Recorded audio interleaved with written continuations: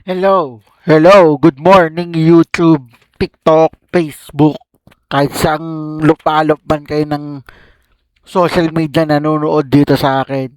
Magandang araw sa inyo mga pre. Sorry ngayon lang nakapag-live meron kasi ako interview kanina. Tsaka inedit ko yung mga vlogs kong hindi ko pa na-upload. Yung vlog, abangan nyo yung mukbang ko sa Paco Park ngayon lang i-upload.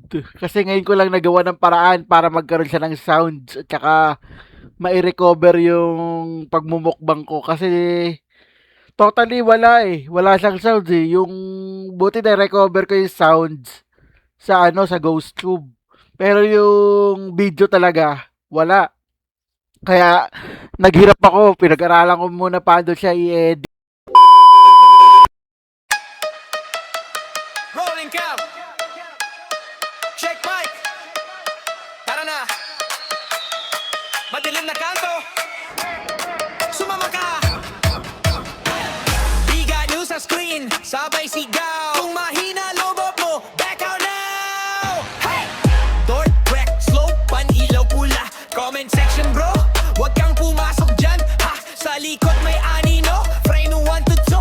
Pause. Zooming in. Nakita mo?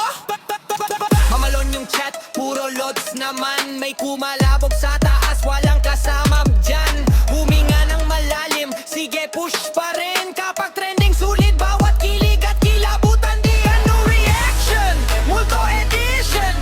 Sumigaw buong bahay, full transmission. Kung kinilabutan ka, click subscription. Rewind, rewind, para sa apparition.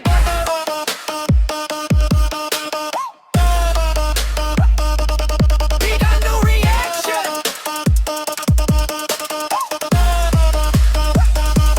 Big no reaction. Multo edition. Slow-mo. Zooming fan by frame vision. Pag may dumaan sa likod ng confirmation. Comment. Ibig nakita ko. Full conviction. Guys, pakinggan nyo to. Sabay kahit sa headset may boses na pabulong riot. Thermocam sa hallway. Malamig na spot. Kung may nandyan, pakigalaw ng upuan shot. Lights flick, jump cut, sabay tawa pilit. Okay pa ako guys. Promise, legit. Pero puso rumaraga sa views sa isip. Next clip, mas wild. Huwag kayong aalis. No reaction, Hulto edition. Sumigaw buong bahay, full transmission. Kung kinilabutan ka, click subscription. Rewind, rewind, para sa apparition. So ngayon, abangan nyo yun. After 1 year. After 1 year ko na nagmukbang dun. Ngayon lang ma-upload yun. Tagal-tagal ko nagmukbang sa Paco Park eh, no? Hanap tayo ng mga magagandang panoorin ngayon, mga pre. Bigat no edition. Monster, oh. Wala na akong hahanapin. Kasama kita ngayon at walang hadlang. Di makapaniwala. Sama kita ngayon at walang hadlang.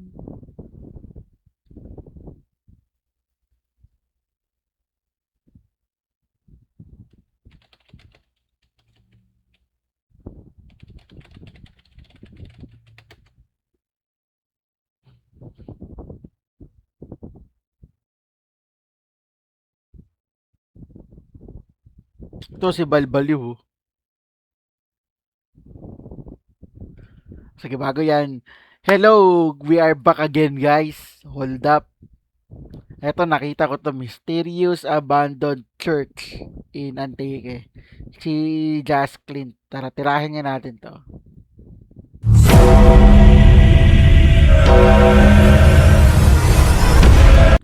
Itsura pa lang, creepy na eh, oh.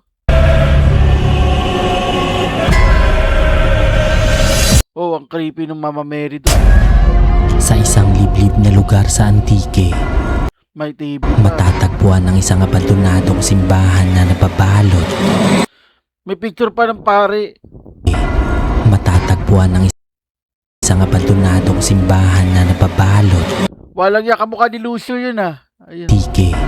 Matatagpuan ng isang abandonadong simbahan na nababalot. Ayun, kamukha ni Lucio yung pare oh. Si Lucio, yun sa probinsya, isa Tanggol. Si Lucio. Ng misteryo. Ikaw din guys star sa kuiba ngayon eh.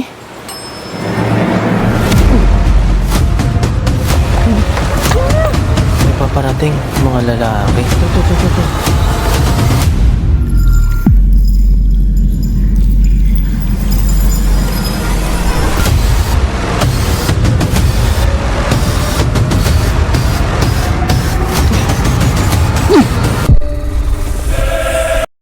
Creepy oh.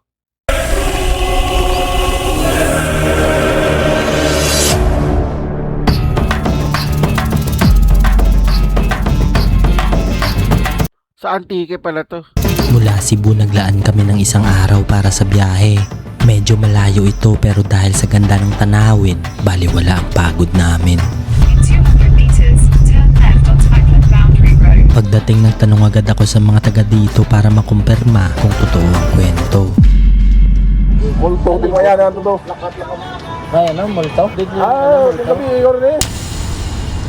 Para makasigurado nagtanong pa kami sa ibang residente dito.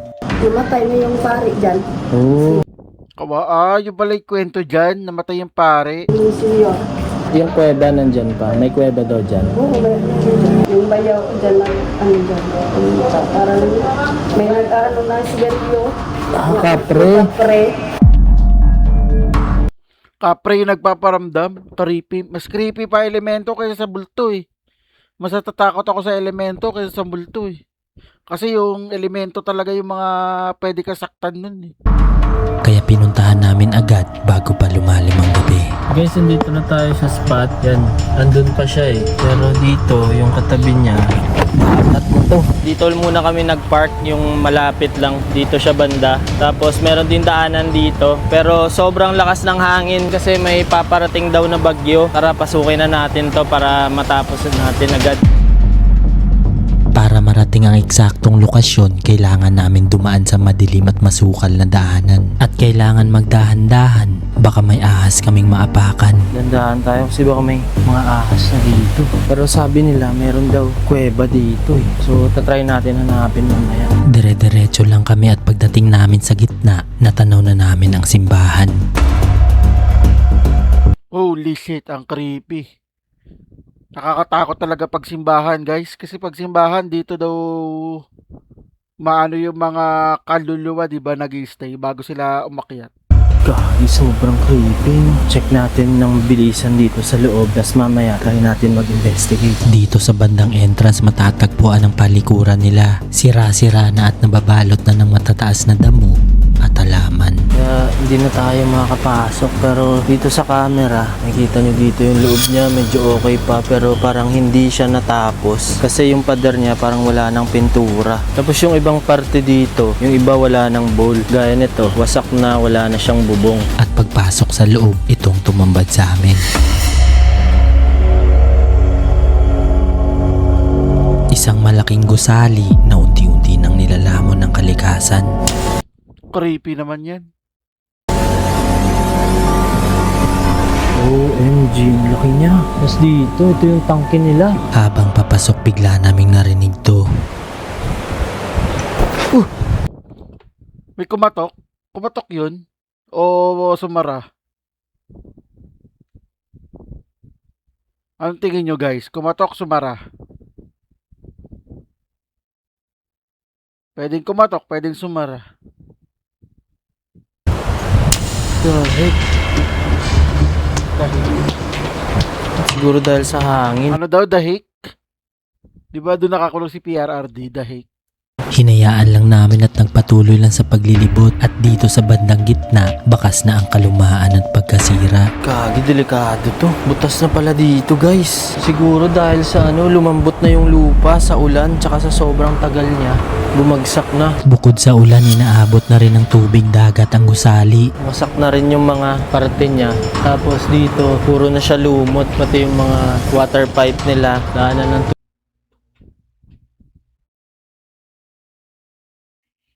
Sino itong lineup pati?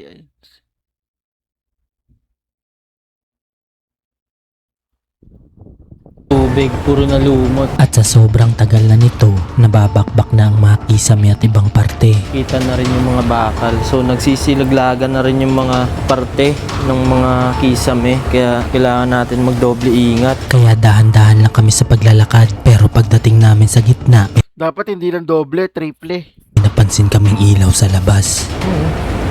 Love, may umiilaw. Yun o. May paparating. May paparating mga lalaki. Dito kami kinabahan dahil naalala namin ang sabi ni Kuya bago kami pumunta.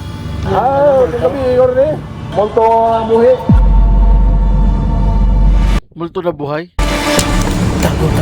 Kaya dali-dali kami nagtago dahil hindi kami sigurado kung anong makakasalubong namin dito. Diyan mo muna ilaw. Puro lalaki. Ano gagawin dito? Kaya nga, anong oras na dito? Mga adik yan sigurado. Ayan guys, 8:40 na ng gabi. Ito yung problema, mas na-explore. Dito ka, hawakan mo to. Tayo muna ilaw. Titingnan ko lang. Sama ko. Kaya nag-decide kaming lumipat sa taas at binilisan na ang paglilibot dito. Ayan yung sinasabi ni Boss Rino mas nakakatakot pa sa multo yung mga adik Tama naman talaga Kahit ako matatakot ako sa mga adik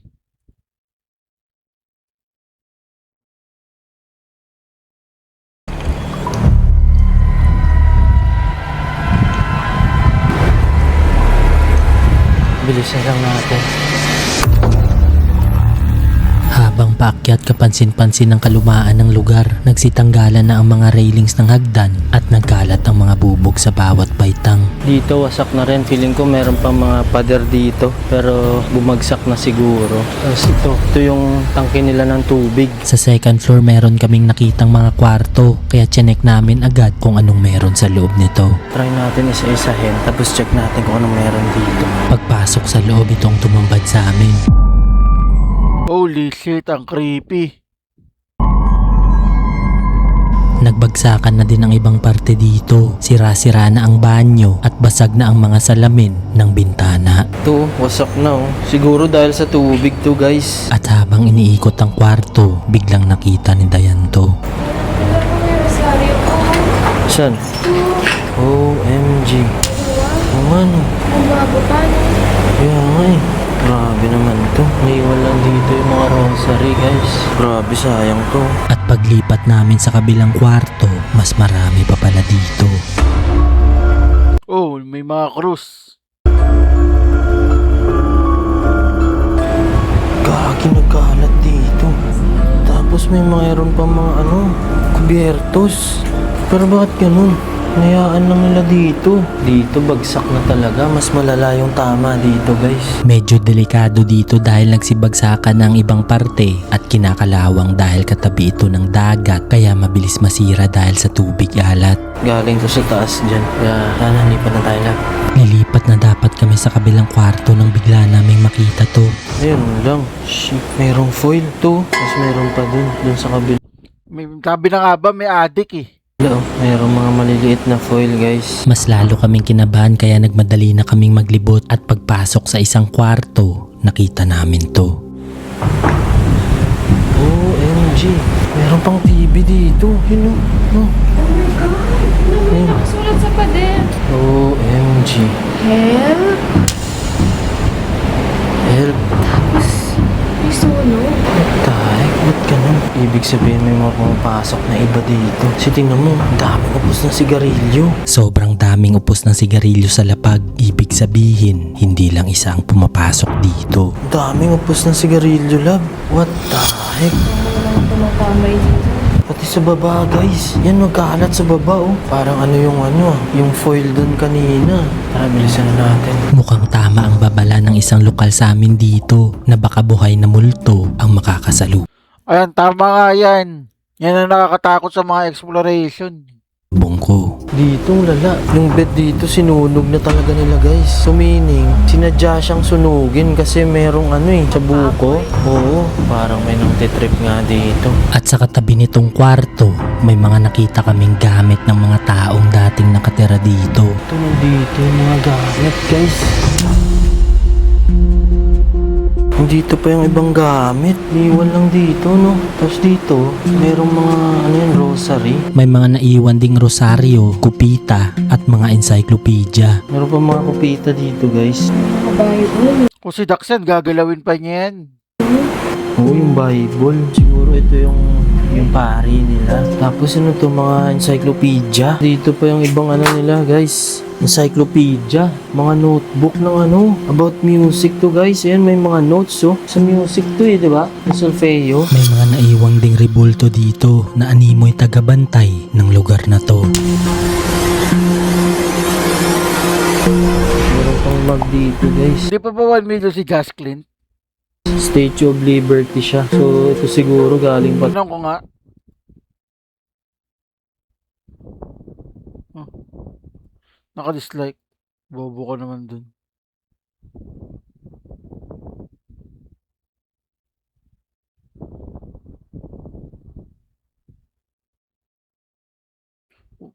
Ah, 698 pa lang siya. Itong US. Pati mga Naunahan pa siya ni Kalbo. plato na iwan din dito. Isang file pa yan. Yung mga dating siguro to. Pictures nila. Sa likod nito matatagpuan ang dulong kwarto. Mas malaki ito sa mga naunang pinasok namin. Sira-sira na din at nagkalat na ang mga gamit ng dating nakatira. Parang kwarto ng head nila. May daanan papunta sa terasa. Pero yung mga unang kwarto na napasok natin, wala siyang daanan. Ito lang. Kaya lumabas na agad kami para tingnan ang kwarto sa baba. Kasi merong pinto dyan. So check natin. Tara. Ako muna papasok. Baka kasi may tao. Kaya kanina. So check natin. Sisilip na sana ako sa butas pero may bigla na lang.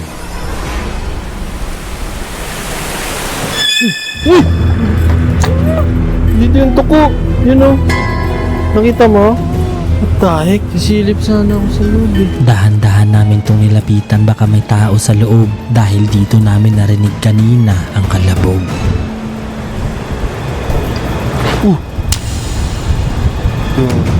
Medyo delikado na siya kasi bumagsak na dito sa baba. So ibig sabihin anytime pwede itong gumuho kasi nabutas na Ito yung mas delikado kasi pwede itong bumagsak dahil sa hangin. Kagaya nito, bagsak na yan. Isa yan sa mga parte dun sa taas. Tapos dito, marupok na itong building na to. Gumuho na ang lupa na kinakatayuan ng parting to kaya kailangan magdoble ingat baka bigla itong bumagsak.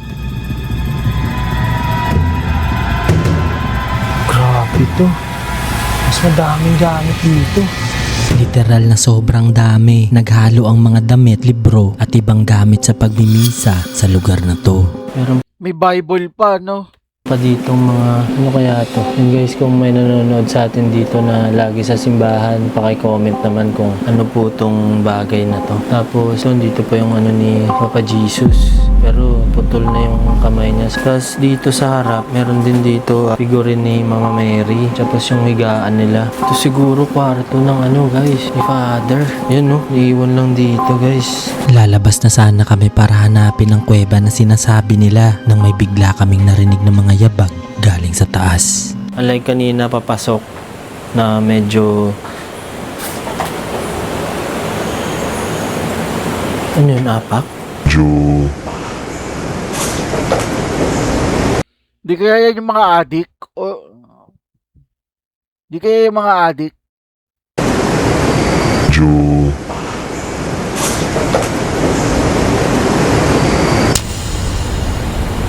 Ano yun, apak?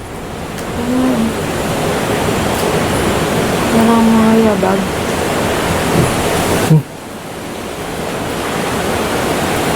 Galing sa taas.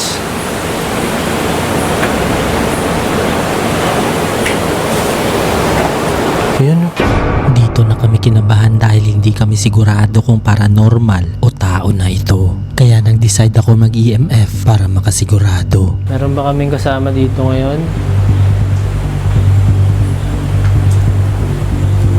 Sa kabila.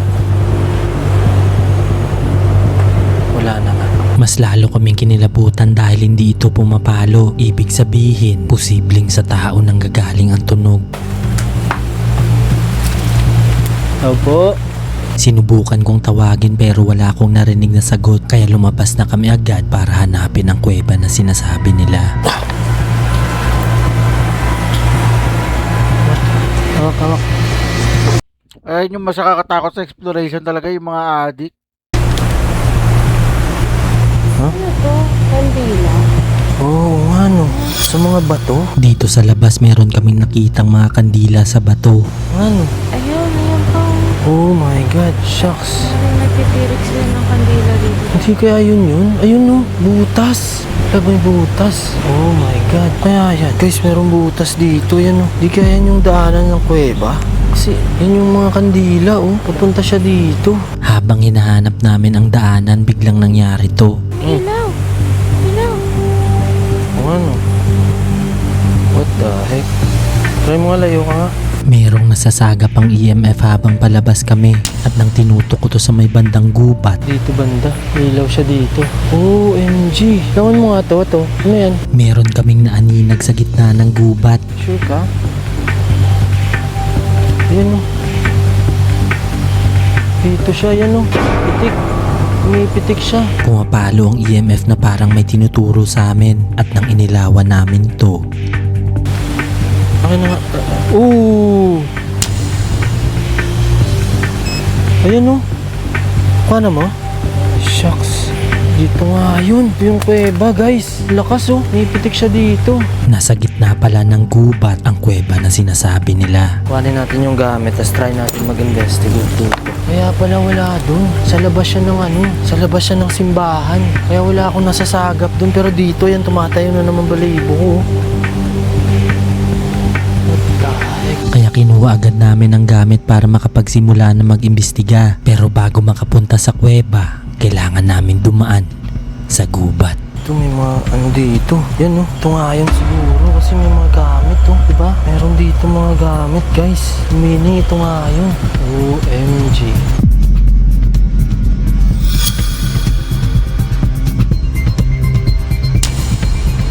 So ako muna papasok guys kasi medyo delikado yung lugar. Yan makikita nyo dito. Yan. Medyo mahirap akyat. Uy! What the... Nangyari sa kanya. So ako muna papasok guys kasi medyo delikado yung lugar. Yan makikita nyo dito. Yan. Medyo mahirap akyat. Uy! What the heck? Shucks. Uy! Mahirap umakyat dahil bukod sa matarik ay medyo madulas at madilim sa lugar na to. Putang gila. Mahirap kasi baka may ahas eh. At pagsilip ko sa taas, ito ang tumumbad sa akin. Oh my God. Ito na yun guys. Ito na yung kuweba. Maganda rin yung kuweba. Isang malawak at madilim na kuweba sa gitna ng gubat. Malawak dito sa loob. Merong rebulto dun. Pero para siyang Mama Mary or parang diwata.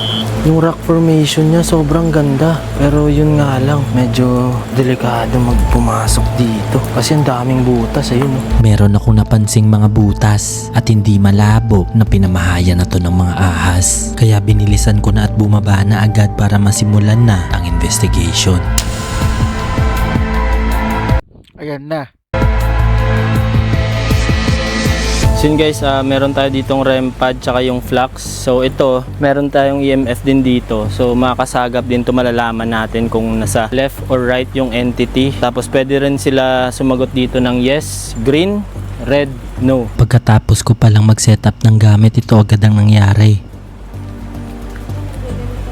Oh my God, love, look. Love, ano yun? Sa kaliwa siya. Di pa ako nagtatanong ha. What the heck? Kaya sinimulan ko na agad magtanong. Kung meron akong espiritu o elemento na kasama dito, pwede nyo bang patunugin ang mga dala kong gamit dito? Pwede nyo rin po gamitin yung flux. Kung oo, green. Pwede nyo pailawin yung green. Kung hindi, red. Ilang minuto din kami naghintay pero hindi na ulit ito sumagot. Kung meron akong espiritu na kasama dito, pwede nyo pong patunugin ang isa sa gamit namin. Pwede nyo pong gamitin yung flux namin, tsaka yung REM pad. At nakailang ulit ako magtanong pero hindi tumutunog ang mga gamit. Meron po ba kaming kasamang espiritu o elemento na nandito ngayon sa kuwebang to? Wala siyang detect ko. Or baka hindi nila tayo naintindihan. Wala pa rin itong nasasagap kaya naisipan ko makipag-usap gamit ang kanilang lingwahe. Pwede namon mabalaan kung may espiritu kami nga upod ari di subong. May ari kami di elemento nga upod subong. Pwede nyo mapatunog ang dala namon nga gadgets. Bisan isa lang di sa duwa. At ilang segundo lang ang makalipas ng una kong tanong gamit ang kanilang lingwahe. Ito agad ang nangyari.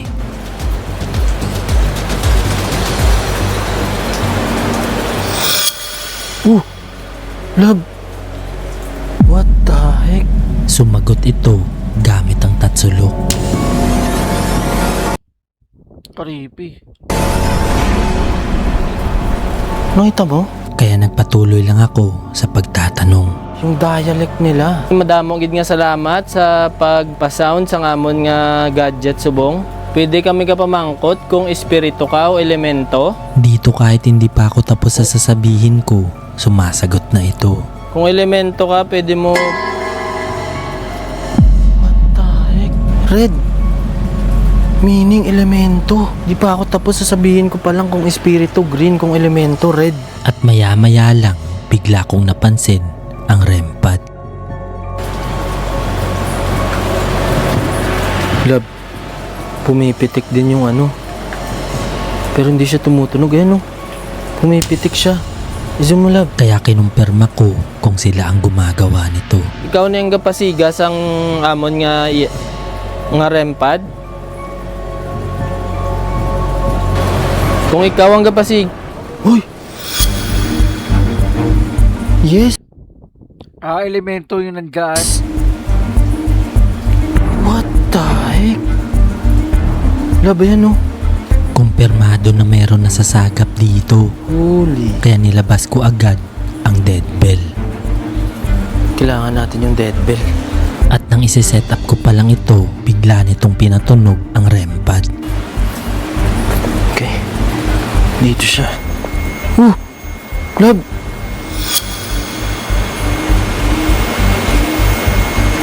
OMG. Ito guys. Gawin natin dito yung dead bell. Pwede mo ni gamito ng dead bell nga ari di subong. So kung ari ka di subong, gusto ko lang uppermount, pwede mo pa tunugon ang dead bell nga dala ko. What the heck? Dito na kami kinilabutan dahil nagtutugma ang timing ng sagot nito sa mga tanong ko. Ikaw din guys star sa kuiba nga ini? Shucks. Pwede ko mabalaan kung pila ka mo di kabilog?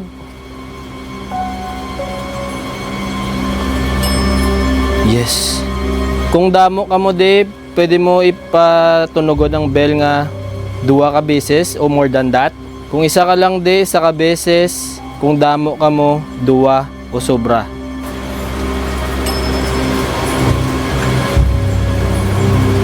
Isa. Oh my God. Ooh. Ilang beses niya ito pinatunog, ibig sabihin hindi lang isa ang nakatira dito. Ibig sabihin madami sila dito. Pwede ko mabalaan kung puti ka mo nga spirit nga elemento o itom. Kung puti, patunog ang beli sa kabeses. Kung itom, puti. Tinanong ko kung Di ba pag puti mababait? Mababait yun, di ba? nagambala namin sila dito. Okay lang balasi mo nga ari kami di subong? Kung oo, patunog ay sa kabeses. Yes. Pwede ko mabalaan nga aari ka mo di subong? Yes. So dire ka mo star inyo na di hugsaran? Yes. Tugma ang sagot nito sa kwento ng babaeng lokal na merong naninirahan sa kuwebang to. At nang tinanong ko kung meron kaming maitutulong sa kanila, ito ang sinagot niya. Pwede ko mabalaan kung kinahanglan yung amon bulig?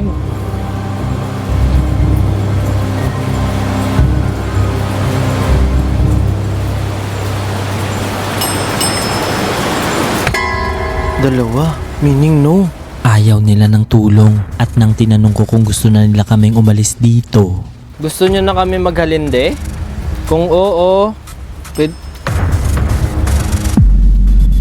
klaro na ayaw nila kami dito kaya lumabas na kami agad bago pa may mangyaring hindi inaasahan. Ano man ang sekretong pumabalot sa lugar na to ay mananatili pa ring misteryo. This year I'm trying to reach 1 million subscribers and sana napasubscribe kita. Tagal mo na ako subscriber, Jasklin. Last 3 years pa, nire-reaction na nga kita eh. Tagal mo na ako subscriber, Chong.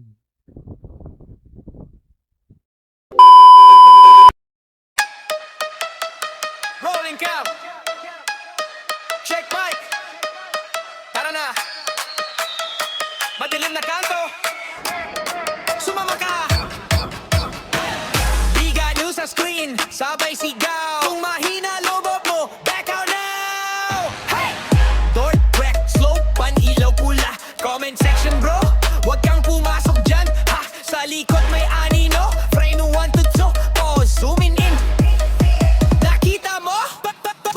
Mamalon yung chat, puro loads naman. May kumalabog sa taas, walang kasama dyan.